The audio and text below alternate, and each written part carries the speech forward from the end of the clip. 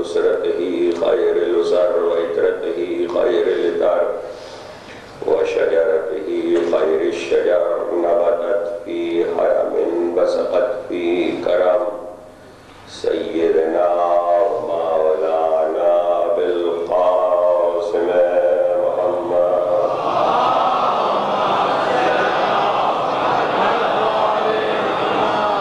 وأهل بيته الطيبين الطاهرين المعصومين المظلومين الذين أذهب الله عنهم الرجس وطهرهم تطهيرا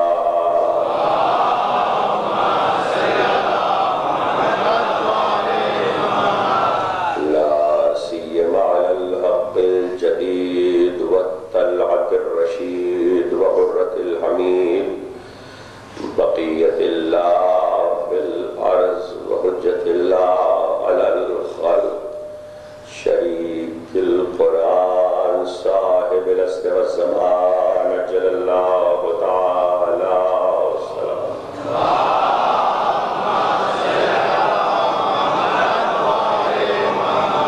ولعنة الدائمة الباقية على أعدائهم ومن كفزا إليهم وغاصب حقوقهم مجمعين من يوم ظلمهم إلى يوم الدين أما بعد فقد قال الله سبحانه وتعالى في محكم كتابه الحكيم فاصبر كما صبر أولو العزم من الرسل صلوات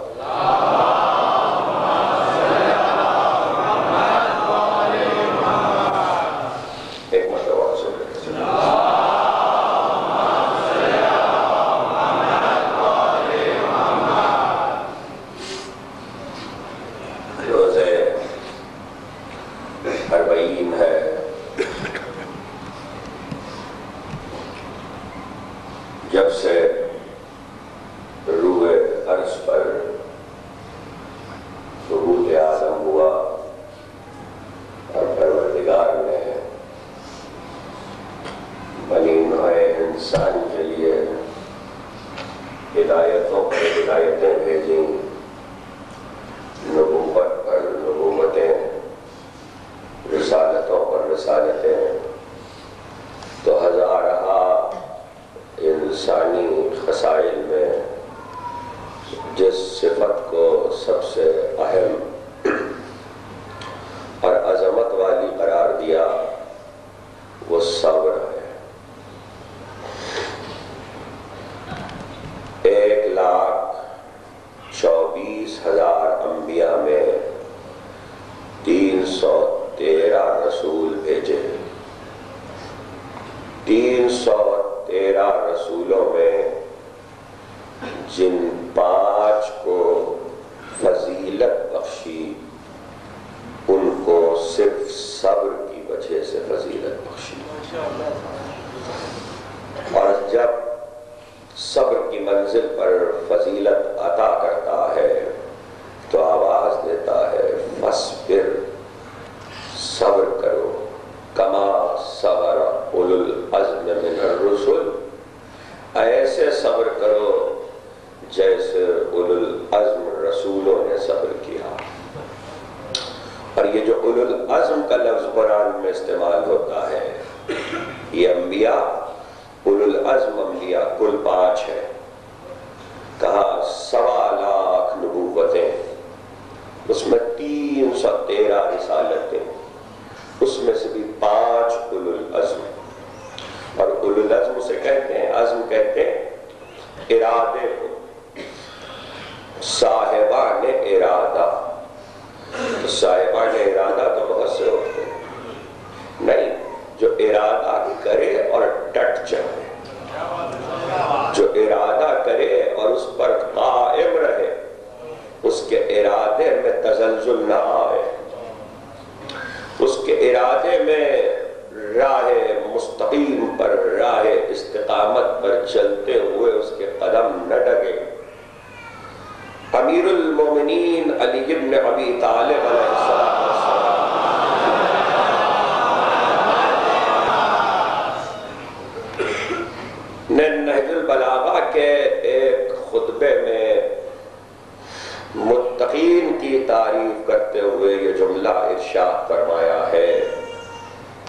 الزلال وقور وفی المکارہ صبور۔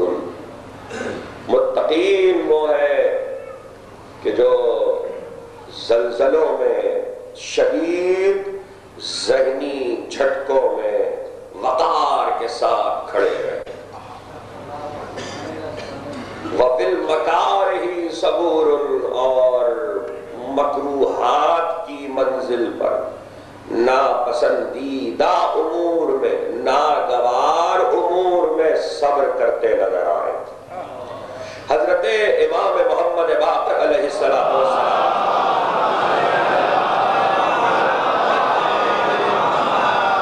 پوچھا کسی نے کہ حضرت صبر کی کیا تعریف ہے؟ آپ نے فرمایا کہ صبر ناگوار باتوں پر ہوتا ہے۔ ہم کسی روتے ہوئے کو دیکھتے ہیں تو کہتے ہیں کہ صبر کرو، یہ ہمارا معیار ہے کہ ہم کسی کے آنسو گرتے دیکھیں، تڑپتے دیکھیں تو کہتے ہیں کہ صبر کرو۔ معصوم کہتا ہے کہ صبر ناگوار باتوں پر ہوتا ہے، یعنی ناگواری ذات کے ارد گرد دائرے سے لے کے سماجیات اور کائنات تک جیسے جیسے بڑھتی جائے گی، ویسے ویسے جتنی برداشت بڑھے اتنا ہی صبر ہے۔ یعنی ارد گرد ناگواری جتنی ہو اس میں اپنے آپ کو استقامت کے ساتھ اپنے ارادوں پر قائم رکھنا ہی صبر کہلاتا ہے۔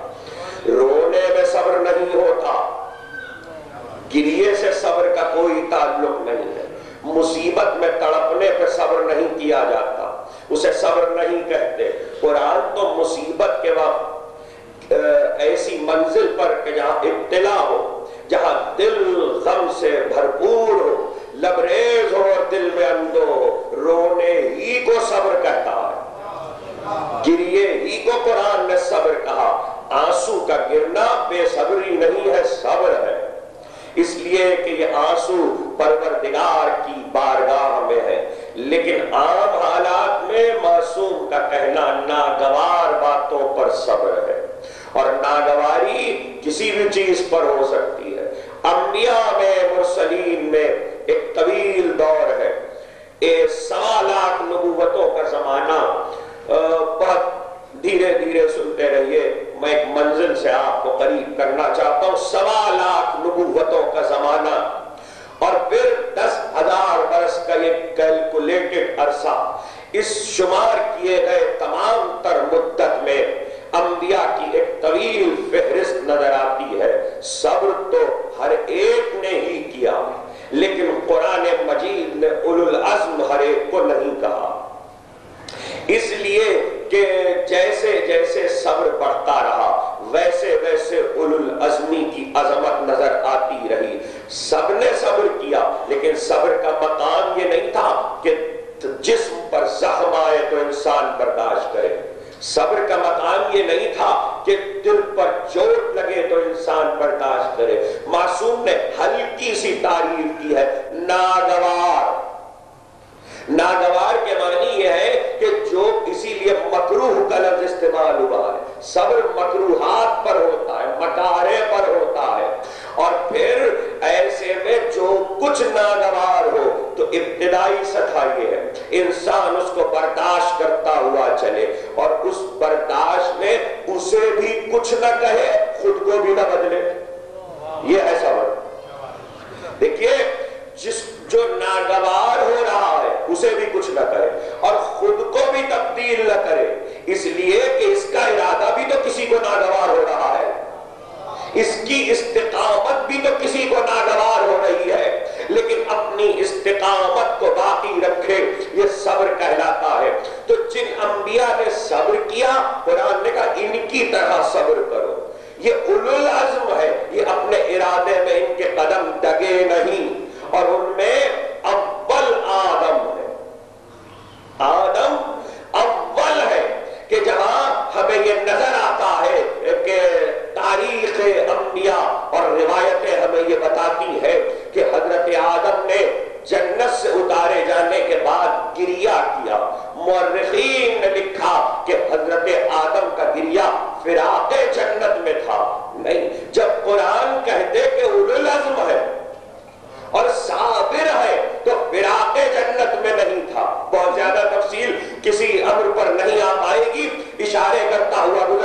فراق جنت میں نہیں تھا.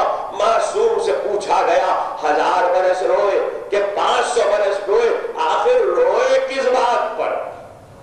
جب تاریخ کی اس بات پر اعتراض ہوا کہ مورخین نے کہا کہ فراق جنت میں روئے, تو اس کے معنی ہے کہ جنت آدم کے لیے بہت پسندیدہ تھی, چھوٹ گئی تو روئے.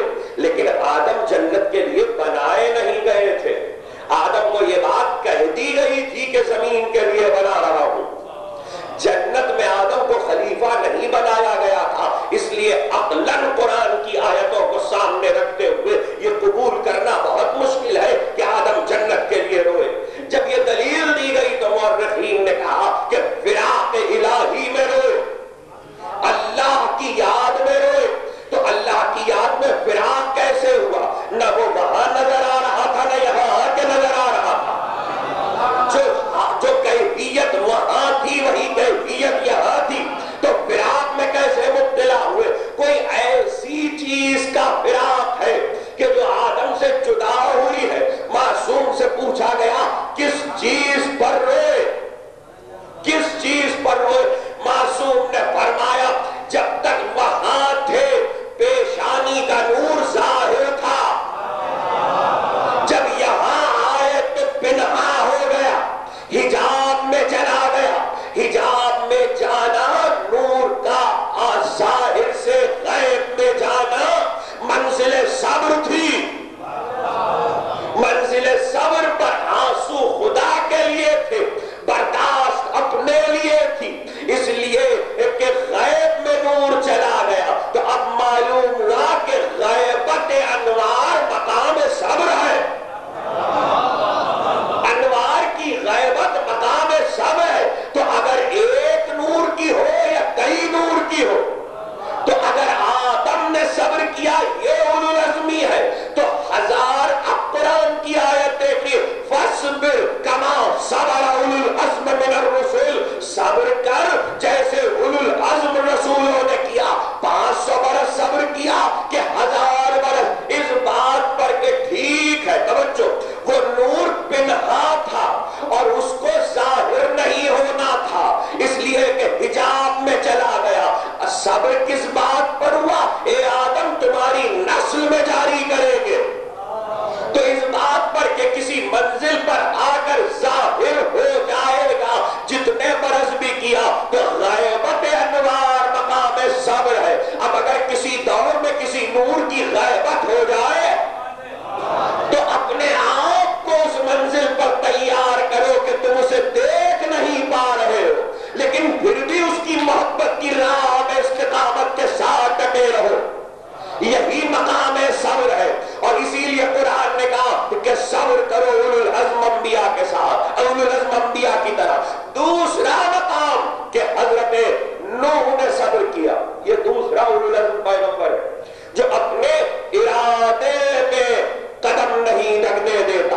اور اس کا صبر کیا ہے کہ سفینہ بنا رہا ہے. توجہ کیجئے گا, سفینہ بنا رہا ہے. اور سفینہ جب بن رہا ہے تو حضرت نوح سے کئی 100 برس لگے ہیں سفینے کی تیاری میں. تو حضرت نوح سے امت کہہ رہی ہے کہ خشکی میں سفینہ بن رہا ہے, اس لیے کہ پانی تو نہیں ہے, دریا تو نہیں ہے, طوفان تو نہیں ہے, سفینے کی ضرورت کیا ہے؟ تو ایسے میں حضرت نوح کو تانے دیے جا رہے ہیں. تلوار نہیں ماری گئی ہے, پتھر نہیں مارا گیا, وہ بات کی بات ہے. حضرت نوح کو پہلے تانے دیے جا رہے ہیں.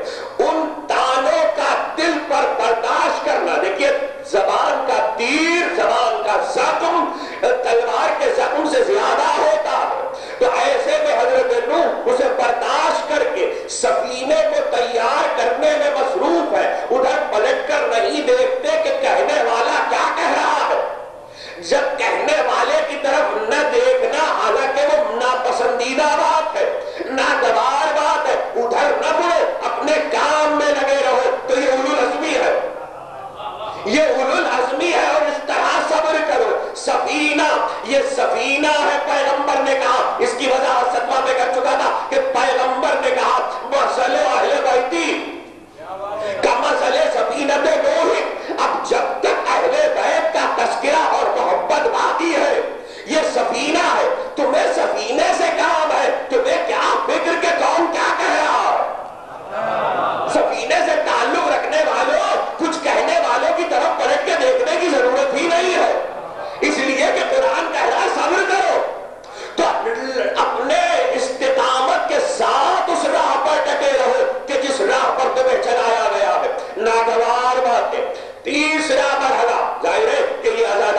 یہ گریا، یہ رونا، کہنے والے تو بہت کچھ کہیں گے. اس کے بعد پتھر بھی چلے، اس کے بعد حضرت نوح کو تکلیف بھی دی گئی. اور لکھا یہ ہے کہ حضرت نوح کو دی گئی تکلیفوں کا یہ عالم تھا کہ حضرت امام جعفر صادق علیہ السلام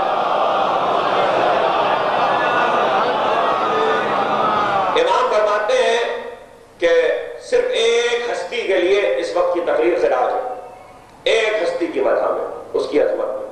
ذرا سا میں 2-4 جملے تمہیدی ادا کر لوں. امام فرماتے ہیں کہ روزانہ رات دن میں اتنے پتھر مارے جاتے تھے کہ حضرت نوح پتھروں میں چھپ جاتے تھے. جبرائیل آتے تھے، پتھروں کو ہٹاتے تھے، نوح کے زخموں پر اپنے پر مس کرتے تھے. حضرت نوح کو کہ جسم کے زخموں کو شفا ہو جاتی تھی اور صبح کو جسم اسی طرح تر و تازہ ہوتا تھا، دوسرے دن پھر یہی ہوتا تھا. یہ 1-2 دن کا واقعہ نہیں ہے، کئی 100 برس ہوا. ایسے میں استقامت کے ساتھ ڈٹے رہنا یہ اولو العزمی ہے.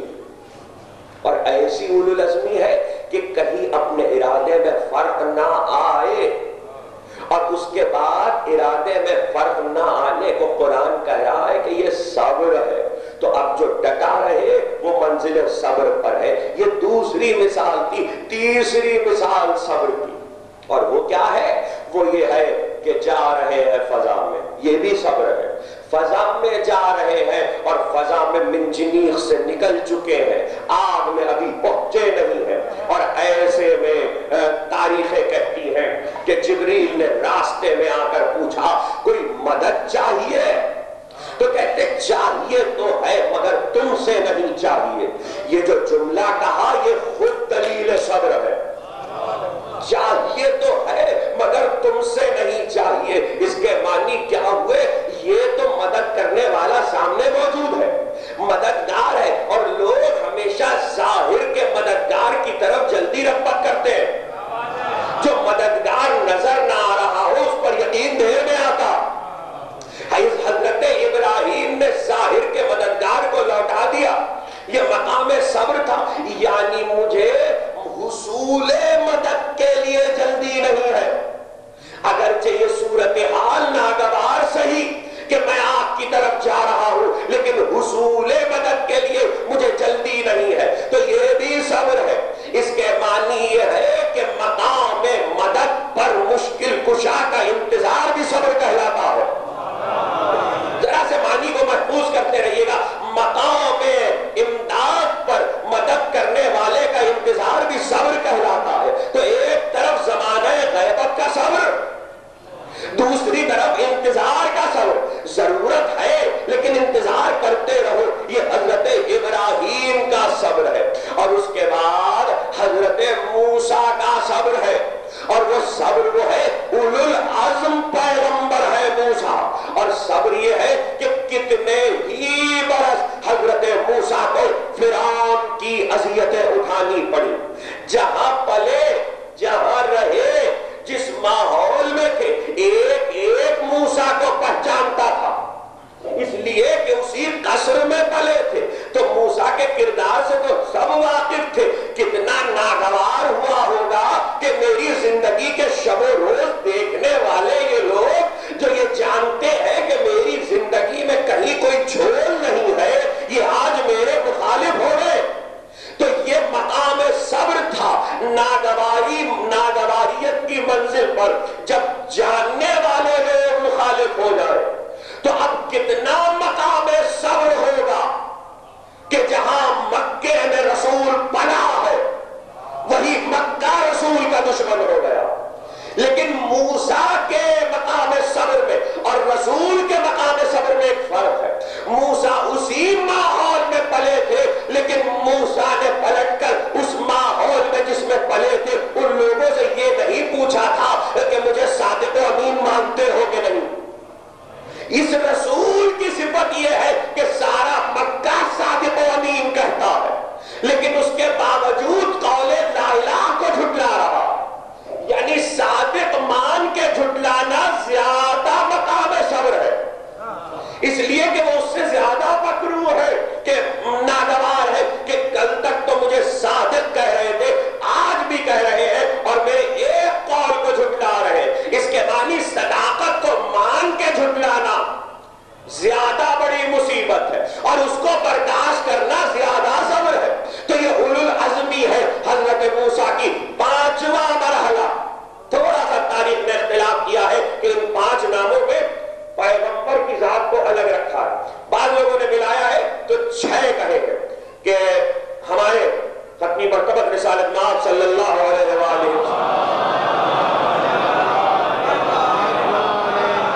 کو ملا کر 6 انبیاء ہیں، لیکن پیغمبر سے پہلے 5 انبیاء۔ آخری منزل ہے عیسیٰ کی، اور جس مقام پر منزل صبر پر ہے عیسیٰ، تو کیا ناگوار بات ہے۔ دیکھیے عیسیٰ کے لیے ناگواری کیا تھی؟ وہ لوگ کہ جو حواریوں میں ہے، جو ساتھ دینے والوں میں ہے، انہی میں کہ ایک نے دھوکہ دیا ہے اور دھوکہ دے کر عیسیٰ کی مخبری کی ہے۔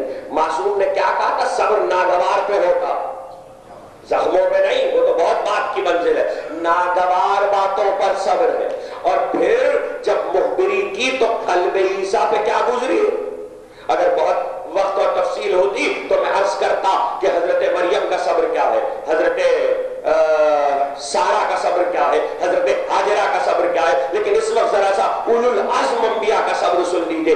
حضرت عیسیٰ کو ناگوار گزرا ہے یہ، اس لیے کہ اس سے زیادہ قلب کے لیے کوئی سخت بات نہیں ہو سکتی کہ جو ابھی تک ساتھ تھا وہ دھوکہ دے اور مخبری کر دے۔ حضرت عیسیٰ نے اس منزل پر صبر کیا، یہ الگ بات ہے کہ ہم نے ان کے صبر کا صلہ انہیں عطا کیا، اور وَلَٰكِنْ شُبِّهَ لَهُمْ، اور ہم نے اسی کو جس نے مخبری کی تھی عیسیٰ کی شبیہ بنا کر سولی پر پہنچوا دیا۔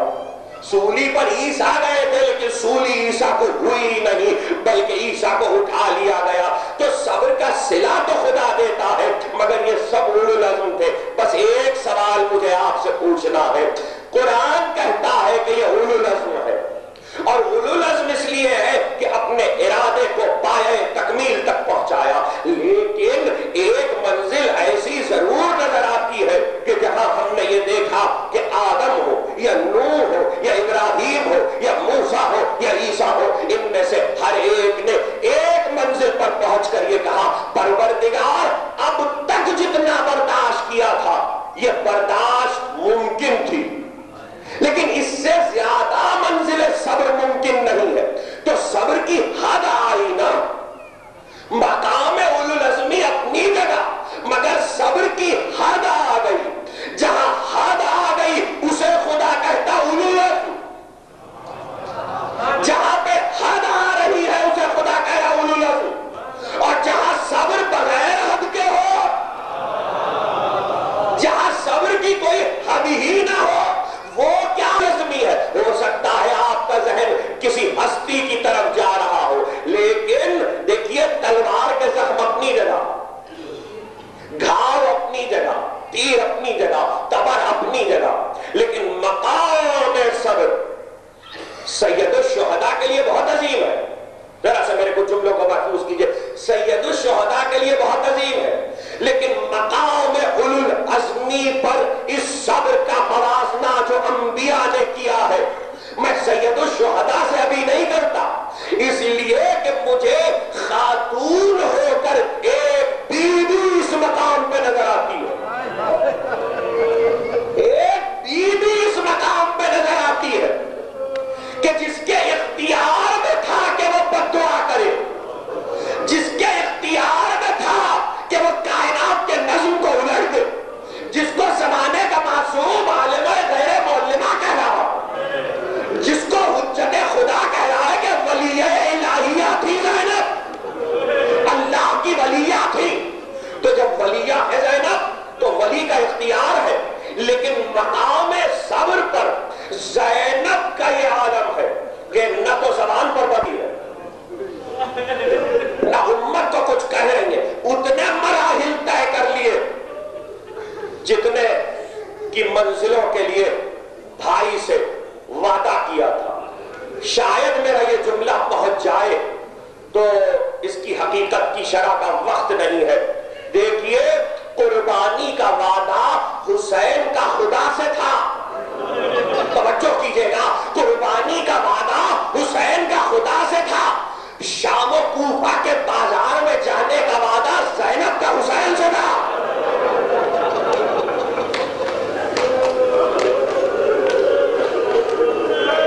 خدا آپ کی آوازوں پر اپنی رحمت نازل کرے. مقام قربانی میں یہ امر شامل نہ تھا. دین کا تحفظ سجدہ حسینی کی آخری منزل تحفظ دین ہے. حسین نے جو سجدہ خالق میں سر رکھا ہے قربانیاں دے کر، وہ آخری حد ہے تحفظ دین کی. اب اس کے بعد دین محفوظ ہو چکا، لا الہ کی حفاظت ہو چکی، اس لیے کہ سر حسین ابھی کچھ دیر میں قرآن پڑھنے والا ہے. اب اس سے آگے کی جتنی منزلیں ہیں وہ تحفظ دین کے لیے نہیں ہے، تحفظ حسینیت کے لیے ہے، وہ حفاظت حسینیت کے لیے ہے. اور اس لیے جب حسین نے قرآن پڑھ لیا تو قرآن کو بھی منوا لیا، لا الہ کو بھی منوا لیا. اب جو 1 سال کا سفر طے ہوگا، یہ سفر اس لیے نہیں ہے کہ لا الہ بچ جائے، یہ سفر اس لیے نہیں ہے کہ محمد رسول اللہ بچ جائے، یہ سفر اس لیے نہیں ہے کہ علی ولی اللہ بچ جائے، یہ سفر اس لیے ہے کہ یہ آنکھوں کے آنسو بہتے رہے، یہ سفر اس لیے ہے کہ یہ ماتم ہوتا رہے، یہ سفر اس لیے ہے کہ لوگوں کے دلوں میں غم حسین پڑھتا رہے. مجھے معلوم ہے یہ مسائل کی منزل ہے، لیکن آج اربعین ہے. میں چاہتا ہوں کہ اس بی بی کا ذکر، ہاں یہ سفر، یہ زینب کا حسین سے وعدہ ہے. اور یہ وعدہ آج کا نہیں ہے، 5 برس کی ہے، جب ماں سے بھی یہی وعدہ کیا تھا. زینب 5 برس کی، اور عظمت زینب یہ ہے. دیکھیے میں کیا کروں، میرے پاس دلیل ہے. اگر میں یہ کہہ دوں تو شاید کوئی کہے کہ نبوتوں کا موازنہ زینب سے کیا ہے، لیکن خدا کی قسم میں دلیل رکھتا ہوں. انبیاء نے بڑا صبر کیا، لیکن اے آدم، نوح، ابراہیم، موسیٰ، عیسیٰ، آپ کے صبر کی ایک حد ہے کہ جہاں دل نے برداشت کے بعد خدا سے کہا اب عذاب نازل کر، اب قوم کو گرفت میں لے لے، لیکن زینب کی زبان پر کبھی شکوہ نہیں آیا. خدا کی قسم، علی کا یہ کہنا کہ صبر مکارہ میں ہوتا ہے، معصوم کا یہ کہنا کہ ناگوار باتوں میں ہوتا ہے، تو زینب نے تو ناگوار بھی نہ کہا اس بات کو. جب خطبہ دیا تو عجیب طرح سے آواز دی، ما رأیت الا جمیلا، میں نے تو خدا کی طرف سے اچھائی دیکھی. ما رأیت الا جمیلا، میں نے تو خدا کی طرف سے اچھائی دیکھی. اللہ اللہ، وہاں صبر جمیل تھا، یہاں قربانیاں جمیل ہے، یہاں ایثار جمیل ہے. اللہ اللہ، یہاں زینب کی ہمت ہے.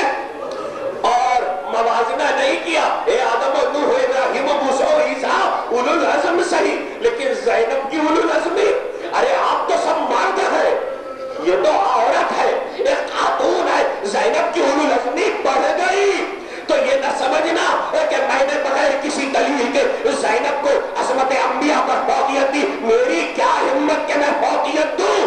تاریخ کہتی ہے، علماء تاریخ نے لکھا ہے کہ حسین قرآن کی تلاوت کر رہے تھے اور ایسے میں زینب آ گئی.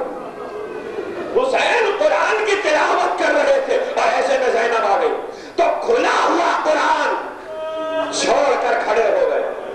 احترام زینب میں، احترام زینب میں، اس لیے کہ وہ جو پڑھا جا رہا ہے وہ قرآن ہے، مگر یہ ثانیہ زہرا ہے، یہ فاطمہ کی بیٹی ہے. جب تک زینب کھڑی رہی حسین گفتگو کرتے رہے، قرآن کھلا رہا. جب زینب رخصت ہو گئی تو یہ وہ منزل تھی کہ حسین ابن علی نے دوبارہ قرآن کی تلاوت کو شروع کیا. عزادارو، تاریخ بتاتی ہے، کچھ جملے سن لیجئے. مجھے معلوم ہے کہ یہ وہ وقت ہوتا ہے کہ جس وقت کچھ سننا اور دلوں کو برداشت کرنا بڑا مشکل ہوتا ہے، لیکن میں چاہتا ہوں کہ اس وقت اس بیوی کو کچھ جملے ہدیہ کروں۔ عزیزوں، تاریخ بتاتی ہے کہ اتنا احترام تھا زینب کا کہ یہ کہا کرتے تھے کہ بہن اگرچہ ہم تم سے بڑے لیکن ماں کے بعد ہم نے تمہیں ماں کی جگہ سمجھا،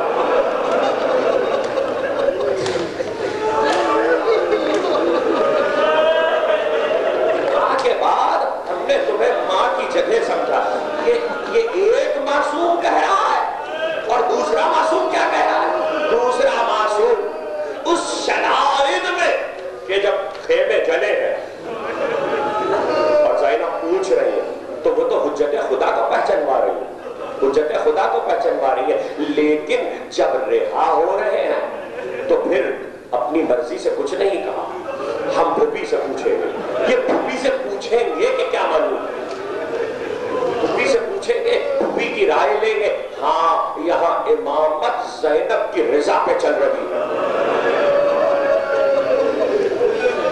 میں نہیں کہہ رہا، دیکھیے حدیث یہ ہے کہ اگر زمین حجت خدا سے خالی ہو جائے تو نظم عالم درہم برہم ہو جائے، نظم کائنات زیر و زبر ہو جائے۔ کسی نے جناب حکیمہ خاتون سے پوچھا کیا یہ بات صحیح ہے کہ اگر زمین حجت خدا سے خالی ہو جائے تو نظم عالم زیر و زبر ہو جائے؟ کہا ہاں۔ کہا اچھا تو پھر یہ بتائیے کہ جس وقت سر حسین قلم ہوا اور جب سید سجاد کو زینب نے غص سے بیدار کیا تو اگر اس کے درمیان ایک لمحے کا بھی فاصلہ مان لیا جائے تو ایسے وقت میں حجت خدا کون ہے؟ کس پر کائنات کے نظام کی ذمہ داری تھی؟ تو جناب حکیمہ خاتون نے کہا کہ سر حسین کٹنے کے بعد سے سید سجاد کے غشم افاقے تک زینب حجت خدا تھی۔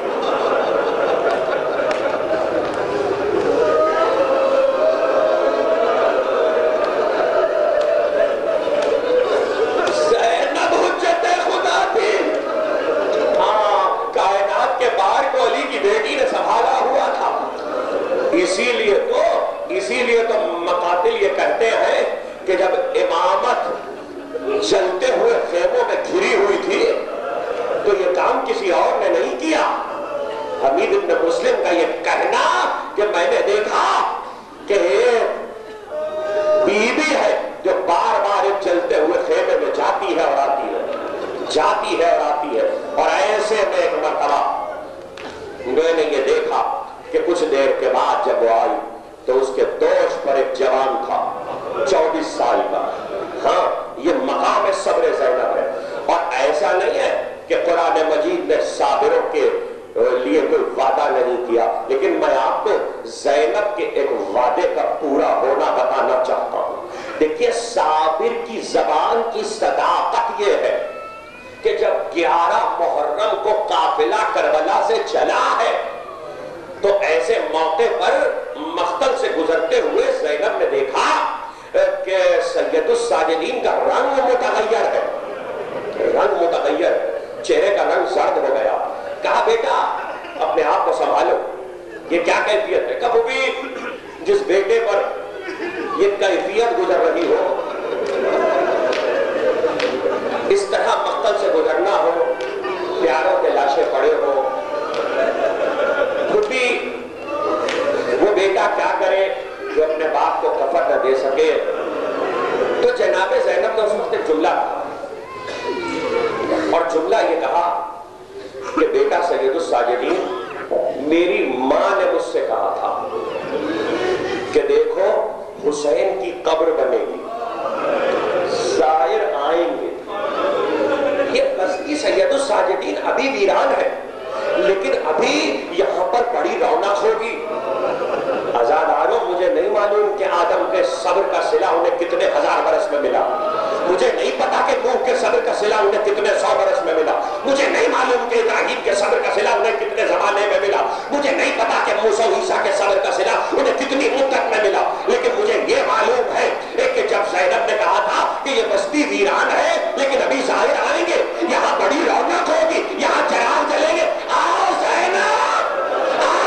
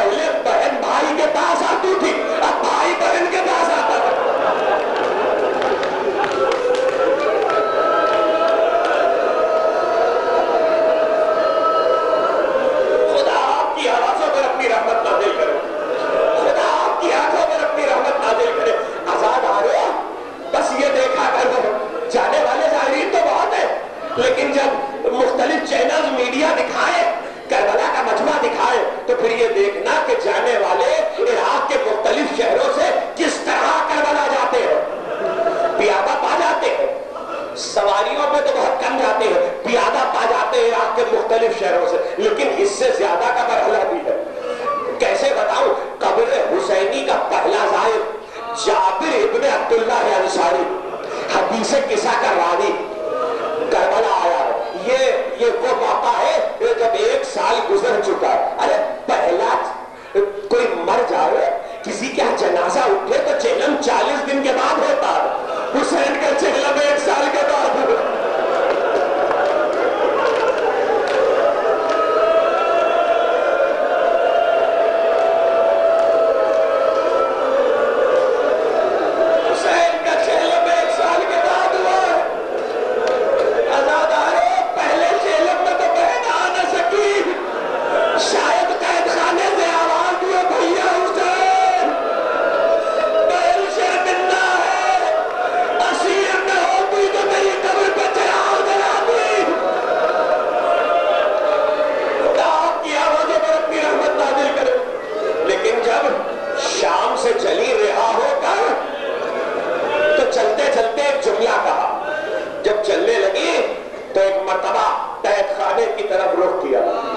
सकीना घबराना नहीं बेटा, ज्यादा दिन अकेली नहीं रहोगी, वो भी आने वाली है।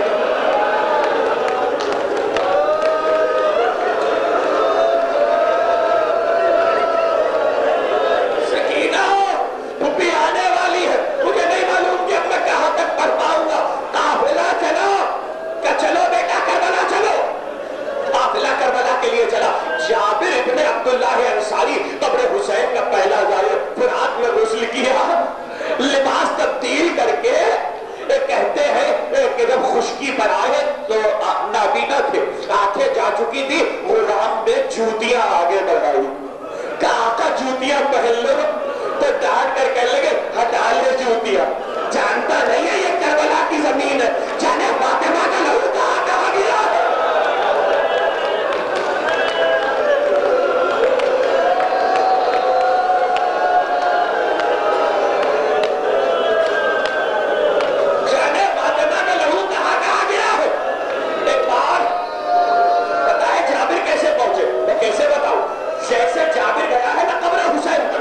ऐसे ही सारे जाते हैं करबला को जाने वाले मुख्तलिफ शहरों से, कोशिश करते हैं कि इस तरह पहुंच जाए। मैंने तो खुद अपनी आंखों से जाहिरों को देखा है कि वो इस तरह जाते हैं, मगर मैं कैसे बताऊं, बस एक जुमला सुन लो, जैसे हुसैन अली अकबर के लाशे पे पहुंचे।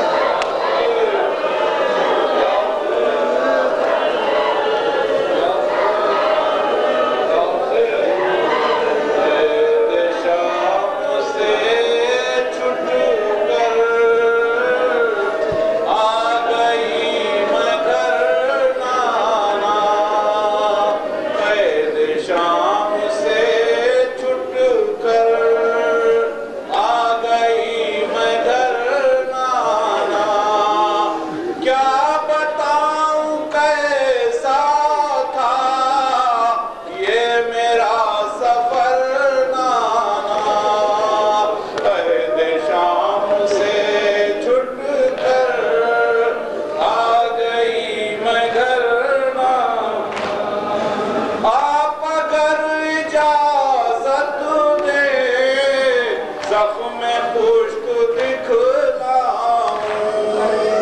آپ اگر اجازت دے سب میں پشت دکھلاؤں شان پر بھی لائی ہوں تحفہ سفر نانا قید شام سے چھٹ کر آ گئی میں گھر